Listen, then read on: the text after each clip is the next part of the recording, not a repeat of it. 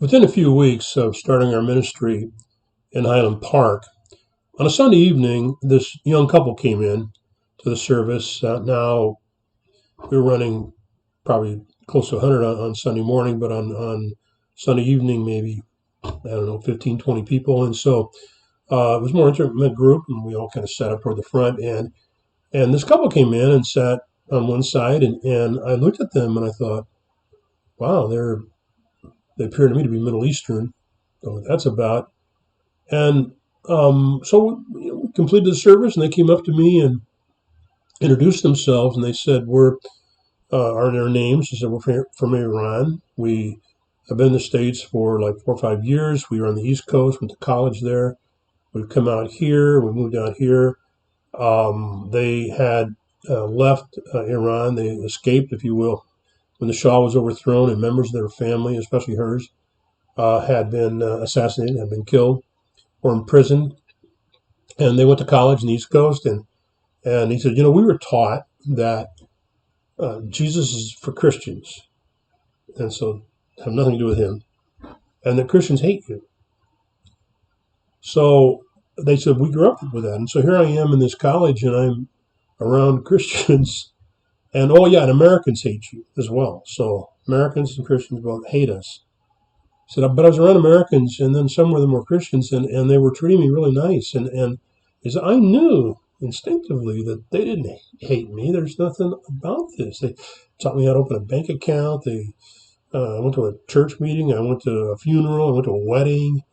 And he said just all kinds of things, seemed like hundreds of things that were indicators to him. These people do not hate me. So he said, one day, Pastor, I said, I had the thought of, what if they've lied to me about this? What else have they lied to me about? And so he said, we're seeking. And so he came to me and says, we have a question. She said, we have a question. Can a Muslim become a Christian? And if so, how? I said, are you serious? And honestly, I had this thought that since I had taken this assignment at the church, I would not be able to go to the Middle East where we wanted to go. And we're waiting for an open door. So I thought maybe one of my friends were trying to say, let's mess with him. And anyway, it may sound weird, but that's kind of the thought that was hit in my head. But I wanted to know, more importantly, were they serious? And he kind of intervened and said, oh, I can assure you, sir, we are most serious. Okay. So let's get together for coffee. And so Connie took the girls home, and I drove. I went with them, and I thought, okay, we're going to go to a little nearby cafe instead. We went into their home, typical Eastern hospitality, and we began to talk, began to have a relationship. Now they asked me, what translation was that? We really understood that English. I said, well, it's called the New International Version. He said, well, can you get us one? I said, well, why don't you get one? And again, I was just testing a little bit to see how serious they are, because I've had conversations like these before. Anyway, so they did. They went out and got one.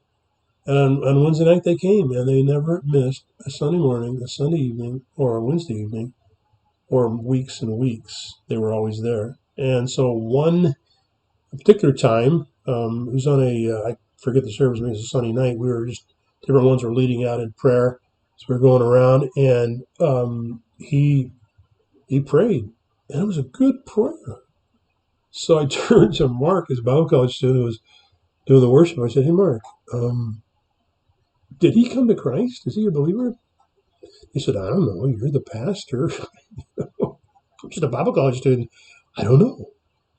And so, but that was a good prayer. It was really encouraging. And so, okay. So within a few days after that, he asked to see me. We had lunch together, and he told me that he and his wife had received Christ as their Savior, that they had decided to give their lives to Him, follow Him, and that was incredible. And so we had totally received them without that, but now it was obvious that they'd given their lives to the Lord, and they still never missed a service. It was pretty amazing.